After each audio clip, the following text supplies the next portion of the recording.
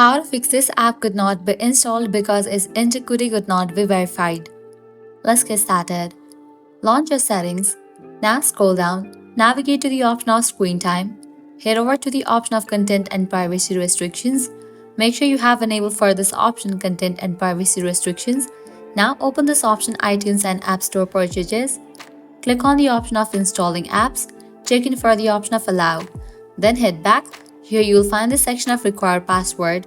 Check in for the option of don't require. Then head back, go to the main page of settings. Now scroll down and head over to the option of general. Navigate to the option of iPhone storage. Make sure you have enough storage in your device. If not, you can delete the unused apps. Likewise, head back, click on the option of software update. If any updates are available for your device, just update your phone software to its latest version. Then head back, click on the option of date and time. Toggle on for the option of set automatically. Likewise, head back, go to the main page of settings. At the very top, you'll find your Apple ID. Click on it. Click on the option of sign out.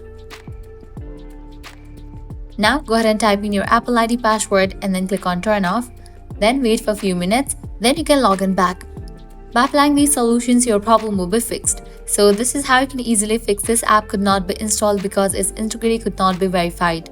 At the end, if you guys find this video helpful, don't forget to like, share and subscribe to our channel. Thanks for watching.